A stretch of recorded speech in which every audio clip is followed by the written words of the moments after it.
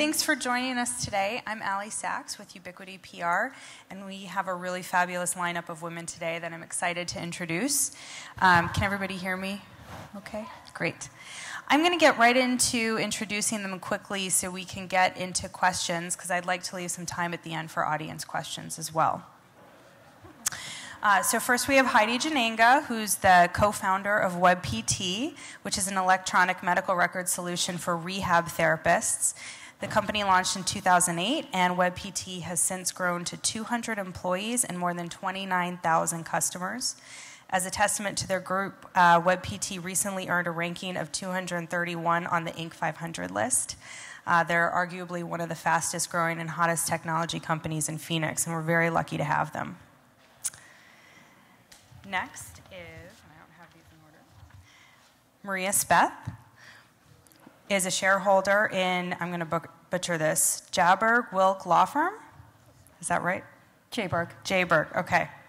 Where she chairs the intellectual property practice and internet law group, and she has been litigating cases for 23 years and worked with hundreds of startups and technology entrepreneurs. Next, we have Mary Juetten. Mary is a CPA and a JD, but she's also CEO and founder of TrackLight, which is an up-and-coming software company in Phoenix. The mission is to protect identity and intellectual property while making innovation cool. And she was one of the finalists for the Governor's Celebration of Innovation Award. And then finally, we have Christine Jones, who's the former Executive Vice President, General Counsel, and Corporate Secretary for GoDaddy. Prior to that, she worked for Phoenix law firm focusing on commercial litigation, and before that, the Los Angeles District Attorney's Office, and Christine is running for governor. We're very lucky to have her. So I'm going to go right into some questions, and you could take turns answering, and I'm also going to ask some specific questions to each of you, and we'll just see where the story goes. I actually, on that note, wanted to start with some storytelling. I'm going to ask each of you, what is the biggest risk you've taken in your career? And if you could actually give a contextual anecdote, I think that would be really fun for the audience. So in starting this company, I actually have taken a couple of risks. The first one was starting a company with my to-be husband.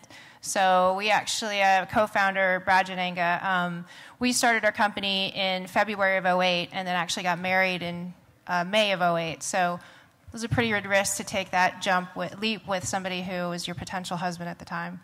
The second one actually is really taking the leap as an entrepreneur and leaving what really was my identity as a physical therapist for 17 years. I was a practicing physical therapist.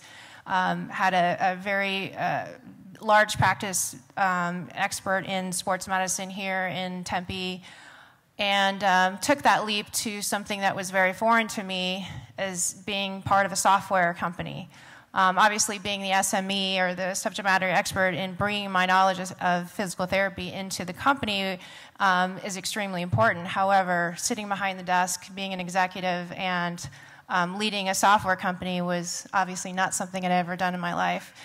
And that was a huge risk, but the rewards have been amazing in terms of just the growth and knowledge and education that I've had on the job for the last 7 years, but also just expanding the knowledge and potential that I never knew I had within myself to do something so drastic from what I had known and had been educated to do for all those years. So being a service provider, I'm going to let my co-panelists answer that particular question. I help people manage risks, but didn't go start my own firm, so we'll hear from the experts on that. Okay, so the largest risk I ever made was kind of a series of risks, a little bit like Heidi. I left a very comfortable job in corporate America and went back to law school. And my wonderful, supportive husband, who's also part of our company too, at the time said, okay, that's great, you're going to come out, I have an accounting background, you'll make a great fill-in-the-blank lawyer. I left law school and I said, honey, I'm not going to write the bar. I'm going to become an entrepreneur and start my own company. So that was the big moment, and he's an awesome sport, and he was fine with it. So it was very scary, but sometimes you just got to do what's scary and go with your gut. I've started 2 companies this year. One's called the Arizona Research Project, which does voter preference surveying and polling and predictive modeling. That was a little risky. The other company I started is called Jones for Governor, Inc. It's very risky. If you haven't ever tried painting a target on your back and inviting people to shoot arrows at you, I highly recommend it. It's a lot of fun. But that wasn't the biggest risk. The biggest risk is when Maria and I were partners at the same law firm, and I got a phone call from a friend of mine, and he said, hey, would you be interested in going to interview for a company called GoDaddy? And I said, no. What is that? I thought it was something completely inappropriate. And I found out later that it wasn't, but at the time there were only a few dozen employees at GoDaddy, and we were the 47th largest registrar out of 50 total. I left a very comfortable white shoe, cushy commercial litigation practice to go to this scrappy little startup in Scottsdale, and it was hugely risky. I took a giant pay cut. I left a lot of money on the table, Maria, and you know that, at the firm, and joined this crazy little company that became among the finest and most interesting success stories in Arizona. So if you have a risk to take, I highly recommend to take it, because sometimes they work out. And actually, I want to push this back to Maria, because even though you haven't started your own company, surely in your adventurous career in becoming a shareholder of a major law firm, you have taken some risks. And I think it's important to talk about those here too.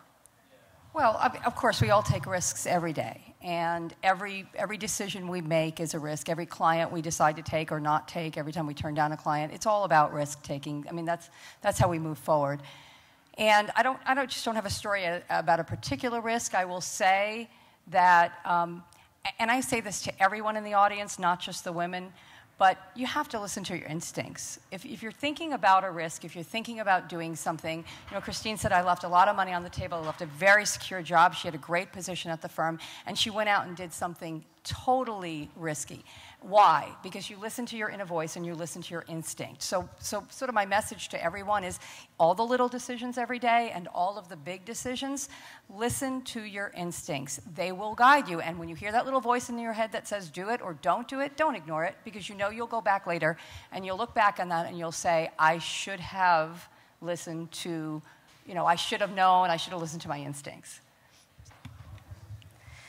So all of the risks that you've just outlined led to success in your careers. And I think that one of the things women are especially good at is being open and honest about risks that maybe didn't lead to such great outcomes, because part of entrepreneurship is failure and learning from that failure, and failure not actually being a bad thing. So I wanted to kind of turn that question around and ask you, what is the one mistake that you've made in your career or in entrepreneurship, as it were, that you would never repeat again, and what did you learn from it? None of us have made any mistakes that we can think of, apparently. I guess I sort of stole my own thunder, because I think, you know, the mistake that you make, again, is not listening to your instincts. There have been people who have walked through my door who wanted my help, who I worked with, and I said to myself or said to them, this is not the direction we want to go in, and that you do it anyway, and then you look back on that and you say, again, why didn't I listen to my instincts? So I think that, you know, our mistakes are not really mistakes, they're lessons, of course. And the question is, what was the lesson in every instance that we had? One of the speakers earlier said this, and you hear it all the time. Thomas Edison said, I never failed, I just didn't make the light bulb the first 1,000 times that I tried, right? So there's not really any mistakes, there's learning processes, and that's all it is, it's just a learning.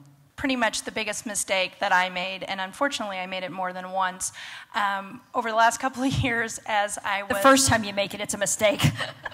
The second time, it's negligence. Okay, I'm going to point out again, didn't write the bar, not a practicing attorney. When I set out to develop a software company, I had a very clear vision of what I wanted to do. I have this start with the end in mind. I knew what I wanted our product to look like. I could, like Heidi, I was a subject matter expert. I could say, I'm a person starting a company, these are the questions, these are everything. I don't know how to code, and I didn't know anything about technology, and it turned out I made the mistake once by hiring somebody or bringing somebody in who had really good attitude, but underestimated the scope of it because It was my fault I didn't lay it out properly. The second time, still about 75% my fault because I didn't do the due diligence that I should have, and I should have educated myself on what was needed to actually code and to create, and what do some of these milestones look like. So eventually, I've gotten it right. We have an amazing team now, but you hear so many entrepreneurs say, oh, so-and-so ripped me off, or oh, this or that.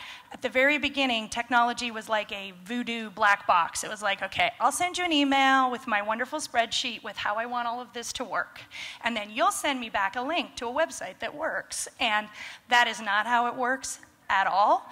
But along the way, I really just learned that I had to figure things out. And it falls on the entrepreneur to educate themselves. Because you certainly wouldn't go out and spend a lot of money on something else without knowing exactly what you're buying. So when we mentor and help other people, it's something we tell them all the time. You need to take ownership. But that is the biggest mistake I made a couple of times. The biggest mistake I made ever was I got a DUI about 10 years ago, and it turns out when you're running for governor, that turns out to be kind of sexy to the other guys. Yeah, that didn't have anything to do with being an entrepreneur, but probably the biggest career or technology-specific mistake was thinking that I could take on the entirety of the internet on a policy issue without getting buy-in from the internet first. And when I advocated for legislation to stop the trafficking of foreign-made dangerous products, instead of going out and getting buy-in from the community, I advocated for it legislatively, and it was good policy and it made a lot of sense, but people didn't understand it and they got scared of it and they came out against it. And after I got 50,000 really hateful, negative tweets in 6 days, yeah, do the math on that, I decided that maybe I would have to change my and the company's position on the legislation.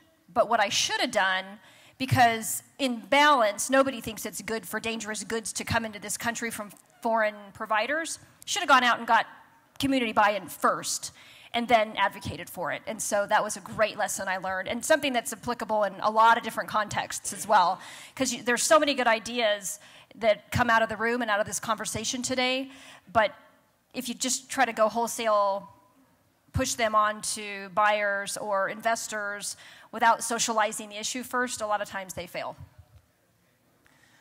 So coming out of a startup phase, there's a couple of things that I can relate to as far as mistakes being made. And personally, one of those is in a startup mode, you pretty much wear every hat in the business. And it's a must, you have to do it. You don't have the money to spend on hiring necessarily, experts in all of these things. So you kind of become a jack of all trades. And at some point in the growth of your company, there has to be this recognition of you can't continue to do everything. And I feel like sometimes as women, we kind of take on the role of superwoman and think that you can do everything.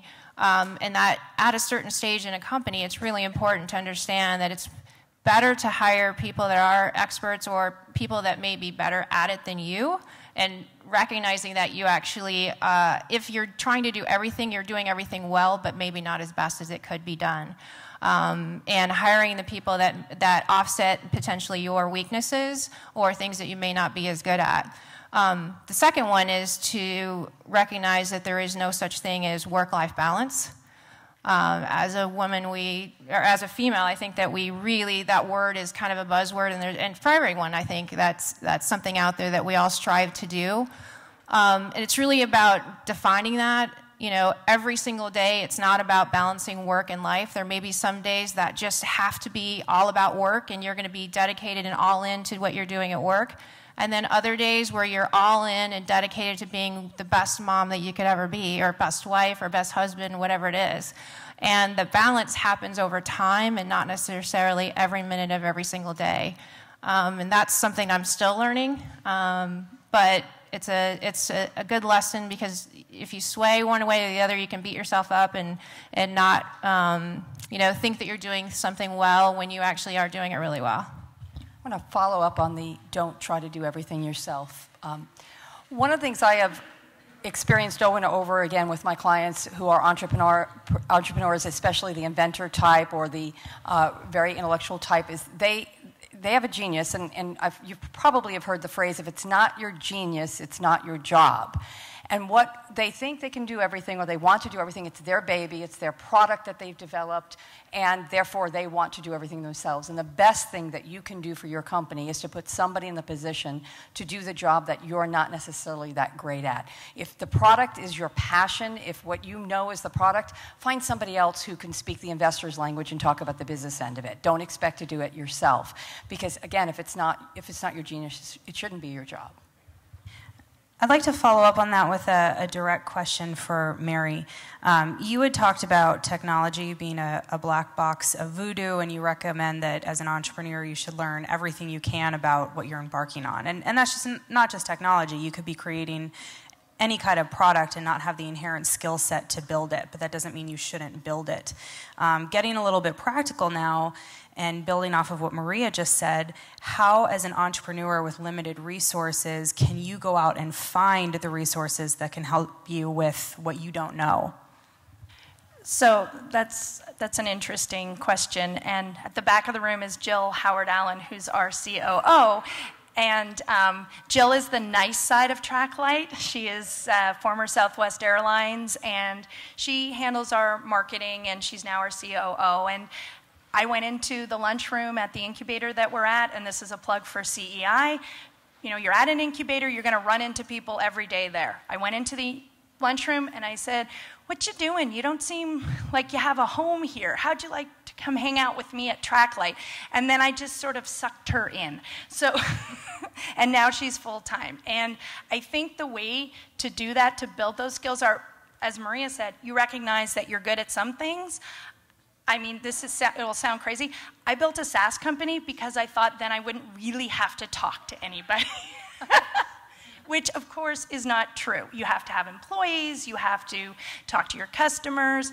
So I found somebody who's way nicer than me, who is out in the community being the brand ambassador.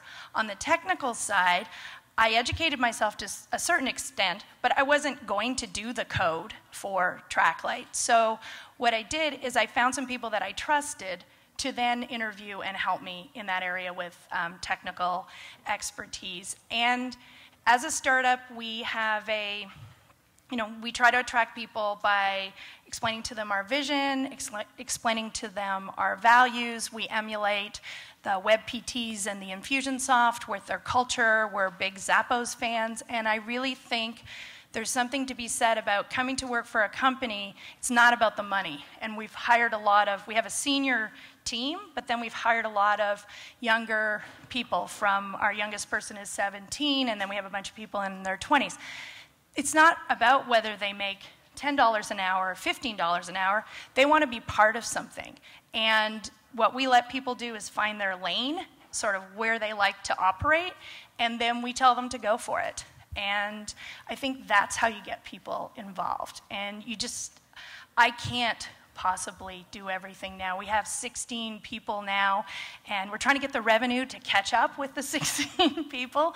But it's a crazy ride, and when I used to work in corporate America, there was times when I wanted to get out of bed and go to work, but there were a lot of times when I didn't. And now I wake up every single day, and I just can't wait to do whatever it is that I'm going to do, except for the pitch that I have to do shortly. You know, one of the things that we did at GoDaddy when we first started is everybody did everything, so we were all on the phone with the customers. I mean, I was going to Costco and buying paper towels. It's also where I ate lunch. It'll come to you in a second. No, but sometimes when there was the little juice cups, I would go back and circle around and pretend I was a different person the next time. But to get the free samples. Anyway, that was actually really helpful, doing everything a little bit, because particularly if you're a business owner, if you don't know how to do this stuff, other people can fake you out. And they can take from you, they can take advantage of you. And we know, because we learned some of these things the hard way, that anything you analyze will improve, anything you ignore will not. It'll deteriorate. And so if you know a little bit about all of it, you can keep your eye on it. don't do all of it forever. And I think that was your point as well. Heidi brought it up, and I think she made a really good point. It's the work-life balance question. I personally hate that question. I think it's one of those questions that only gets asked of women. It never gets asked of men, and the truth is everybody wants to balance their life. And I think that you made that point very clearly, that it's a matter of setting priorities, and it doesn't matter if you're a woman, a man, mom, dad. You know, and it gets me thinking about the kind of questions that women in business are asked that men in business would never be asked. I'm almost 8 months pregnant. I get asked a lot of questions that I've never heard men get asked that are also expecting children. So I'm kind of in the thick of that. And I feel like we're kind of put in this box to come up with excuses because the questions come at us. And so my question to the panel is, what excuses do you think women are using as a crutch, like work-life balance, to keep them from pursuing an entrepreneurial venture?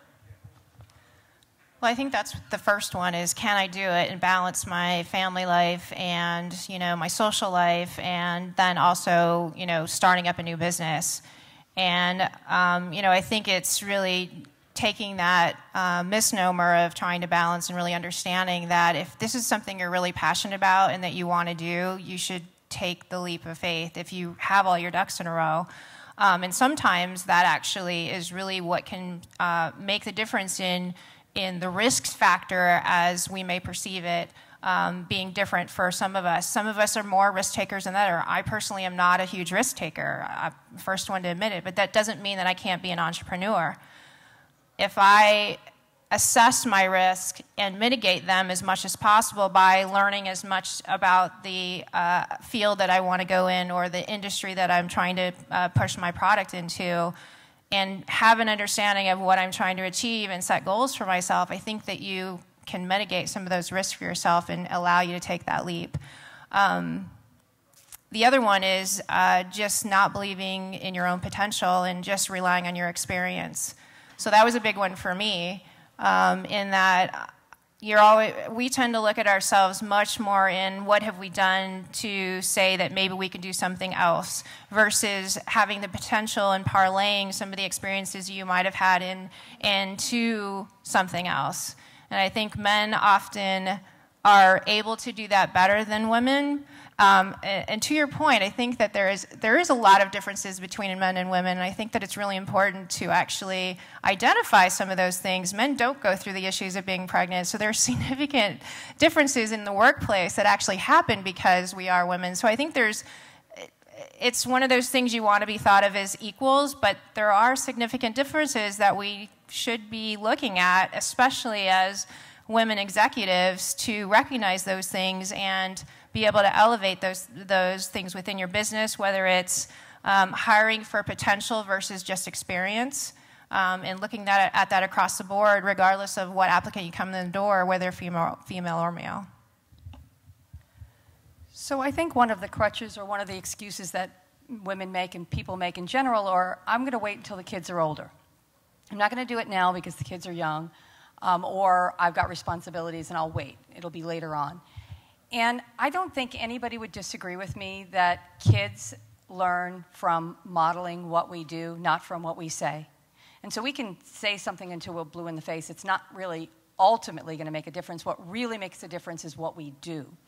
And so if we want to model for young women, and for the women in our lives and the girls in our lives and the boys in our lives, that you can be successful and you can have a career and you can do these things, and that's what we need to do. If what we model for them is that we're putting our lives on hold, that we are waiting, that we have a dream that we are putting off for the future, someday I'm going to start my own business. When you use that language around the kids, what you're modeling for the kids is, I'm not ready yet, I'm waiting, I'm putting things on hold. Whereas if you go out and do it, what you're modeling is success, and what you're modeling is that I am making it happen. And that's what they see. And I always tell people, just be the person that you want your child to be. That's all you have to do, and they will emulate that. So the crutch that we're using should be exactly the opposite. It should be our impetus to make it happen. Wow. That was great. Just a couple of things to share. I totally agree with that because I went back to law school in my midlife, and I have 2 stepdaughters and I have a daughter and a son, so 4 teenagers, and what they learned was if she's writing a paper, we better figure out how to eat ourselves, and none of them drove yet, so they all had to walk over, find food. But what a lot of them took away from it is, okay, I'm going to figure out what I want to do earlier in my career. I'm not going to go and take an accounting degree when that really wasn't what, Mary or Mom didn't really want to do that. So they figured out, I'm going to go to school, I'm going to finish school, and I'm going to try not to go to school in my 40s because that was a little challenging for our family. The other part of it is, I don't really believe there's such a thing as work-life balance. It's impossible to balance. So I think you really need to be passionate about what you do so that you integrate it into your life. So there's this work-life integration concept that I believe in, that we, not everyone has to talk about TrackLight 24 hours a day, but in our family, you find a lot of that. My son is now an intern, and he's an intern thanks to the article that Haley wrote in, in the Phoenix Business Journal, because he saw it sitting on our table, and he picked it up and he goes, oh, so this TrackLight, it's a real company. So this was 2 years into it. And I said, well, you owe us a bunch of money because you used your American Express when you weren't supposed to. So come in and work 25 hours. And he now works for Jill. He could never work for me directly. But he's our intern. And to follow up on some of the other panels from before, he was originally going to go to school in either Canada or somewhere else. He's now going to ASU. He's going into computer software engineering out at CTI. And part of it is because of all the things that happen here in the startup community, and because his mom and his stepdad and a bunch of people that he admires work in software development. So, I know politicians aren't supposed to answer the question, but I want to go back to your original question, which is, what excuses do women make? Because they make a lot. I'm going to get married. I am married. My kids are too young, my kids are too old, my parents are too young, my parents are too old. Women make lots of excuses because they're scared, just like the boys. But one of the things I say, and I try to really implore people every time I stand up in public and speak, is stop talking about it and just do it. Stop talking about it. Just do it. What's the worst that could happen? If you fail, so what? So what? Go do something else. I left my law firm and went to a stupid little, crappy little company called GoDaddy. What was the worst that could happen? It fell apart. I lost my job. So what? So what? I'll go back to a law firm. I'll not practice law and start something else. Stop talking about it and just do it. Because if you don't, who will? When I left GoDaddy, there were 1,000 registrars, 1,000 doing what we did. One had an active policy shop in Washington. One, just one. Lots of people were going, ooh, there's that child pornography on the internet. Somebody needs to do something about that. Ooh, that's really bad. Lots of people were saying, ooh, those drug sites. Somebody should do something about that. That's really bad. Lots of people were saying, ooh, man, those kids are being abused. These guys, they're predators. They're going after them. Lots of people said it. One company had a shop that was developing policy to do it. If you don't do it, who will? And if you don't do it now, when are you going to do it? Stop making excuses. Stop talking about it. Just do it. That was really great. Thank you for those answers. And I said I wouldn't do this again, but I do need to bring up, we're women in entrepreneurship, and you just kind of pulled a little lean in right there when you said that women are thinking about getting married and having kids, and Sheryl Sandberg says they're quitting before they quit, right? And I think that's something we've all seen. Are we seeing that less? Do we see that going away? What do we need to do to make that decline? Okay, I'll start. I don't know that we see it less, but I think that men are just as scared as women. Men have excuses, they're just different ones. So when I was thinking about running for governor, I ran around and talked to lots of people, almost 200 people I sat down with and talked to them one-on-one and said, why is it me and not you? Lots of people are great. They're qualified. They're smart. They care about the community. They could be running for governor. Why is it me and not you? There were 1,000 excuses from the men and the women. Everybody's scared. Everybody makes excuses. But what I think has happened, thanks to generations of women who came before us, is people don't think about the gender first. They still think of it, but it's not the very first thing that comes to their mind, and that's some progress. I guess I didn't really answer the question because I was so enthralled with what Maria had said, but I'm not an excuses person. I never have been. Everyone who works with me says, would say that I'll stand there, I'll listen to something, and I'll be like, okay, thanks, but let's get this done. And so, do I go home every night and think, okay, yeah, I can do anything? No, I have like the fraud syndrome like everyone else does. I think when I was, a long time ago, I was a vice president at a college, and I always thought one day somebody was going to walk in there and go, you little girl, get out. You don't know what you're doing. So I lived with that for a long time. Now I find as you get older, it's just like, you know what? I can do this. And, nobody else is doing it, so why can't I do it? I'm just as capable as anyone else. One of the things I wanted to mention about women, though, that I found out from kind of flying around and being involved in raising money in the crowdfunding scene and talking to a lot of different investors is I don't know the hard statistics on this, but women tend to undervalue what their companies are worth or what their contribution is by half of what men do, which I found shocking to find out, but it's part of our kind of our DNA of, I have a little company, I have a little startup, which I stopped saying a long time ago, but this little company, I have started this little kind of hobby, kind of like my son, which now that I rethink about it, it was actually insulting what he said. But the whole idea is we tend to make excuses for not only why we won't do something, but we make excuses for our success. And I was just at the Silicon Desert, did I get that right? Meetup that Tishan organizes, which is a wonderful thing. And it was one of those days I walked in, I was a bit late, and everybody's passing around the microphone talking about great things that had happened since the last time. And I was standing with someone that I knew, and I was just like, oh, you know what? I just don't feel like doing this today. And I should have said, hey, we just signed up this huge customer, and we got a loan through the ACA, and I should have bragged.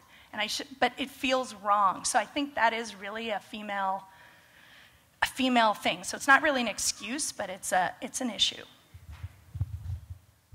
I was going to say, so back to no excuses, back to the question as well, is are things changing? I'm not sure of the statistics and whether or not they are changing, but I know that each one of us can contribute to helping to make that change individually in how we're running our businesses and mentoring the people within our own businesses. Within WebPT, we've actually started a women in leadership group we're calling Propel Her. It's got a really cool propeller logo that our marketing team was so awesomely made. But it's really about, taking after the Lean In book and creating a Lean In group within our company, but to bring up issues like these, to talk about leaders, how do leaders think? What are traits that leaders should have, especially if you don't believe that you are? And within a group of women, and actually men are invited to join in as well to talk about women in leadership and how do you move yourself forward and not leave before you leave. Don't not tout your things that you've done for yourself. Be willing to be boastful a little bit and are confident, not cocky, and do all those things that people recognize leaders for. The other thing is just, it's hard to get away from the stereotypes. I have a 2.5-year-old. I want to put her in blue diapers, but I can't. They're all pink. Put her in blue diapers. Just do it. Well, right, but they make them in the absorbency is not in the right place for the blue diapers, right? So it doesn't quite work. All right, sounds like somebody needs to invent something. But I mean, it's this kind of stereotype that has been indoctrinated since you're very young in this certain pattern of activity that we all need to try to break, whether you're a woman or a man, that these types of things, they're subconsciously there for such a long period of time that as, you know, once you get to the stage of trying to start your own company, things like that, it's like you have to get over these barriers of things that you've had to overcome your entire life. So it's probably a whole nother discussion, but you know, it's just one of those things to think about.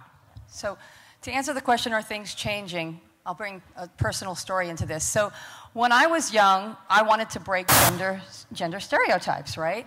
And that was easy when I was young. Breaking gender stereotypes was when people asked me what I wanted to do when I got older, the answer was always, I want to be a doctor, I want to be an astronaut, I want to be a lawyer. Whatever the male-dominated fields were, that's the way I broke gender stereotypes. Well, my daughter, who's 19 years old, wants to break gender stereotypes today, and she can't just say, I want to be a lawyer. That's not even breaking a gender stereotype anymore. Half of the lawyers are women. So what did she have to do to break gender stereotypes? She had to shave her head. So my daughter is now completely shaved head, and I said, why did you do that? And she said, because I'm not supposed to, because I'm a woman. So that's her next level of breaking the gender stereotypes. And we all go, wow, she shaved her head. Oh, I'm mortified. So there's the stereotype, right? Your son shaves his head, you don't think twice about it. Your daughter does it, and you go, whoa. So yeah, it's changing. That is awesome. Yeah, I would she's love awesome. to meet your daughter. My daughter that is awesome. Yes. Cool.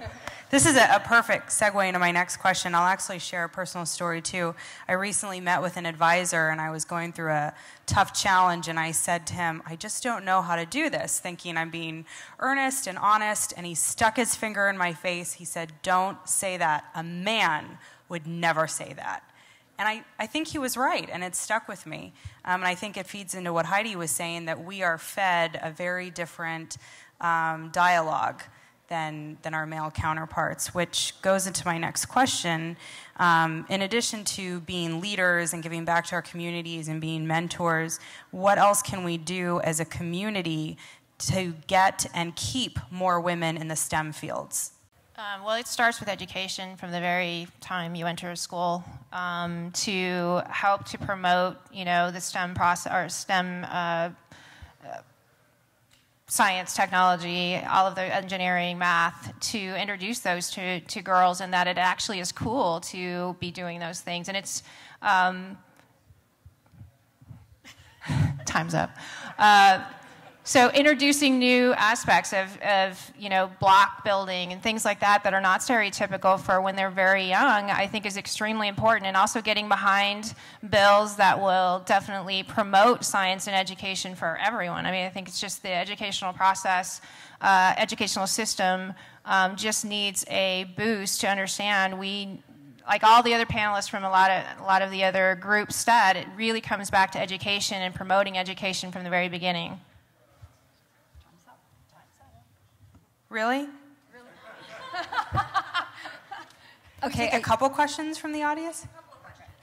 Let me just touch on that real quick, because it is educating, but it has to start early.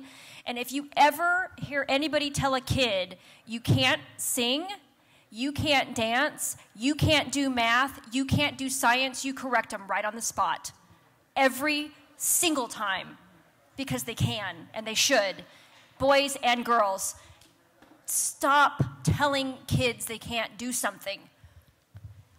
That's why girls think they can't do math, because some stupid teacher somewhere along the line said, oh, you can't do math, honey. Sorry, you need to be in the slow learners class.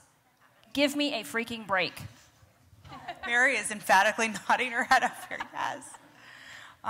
That's a great point. And I can't believe 45 minutes went by that fast. Do we have any questions from the audience?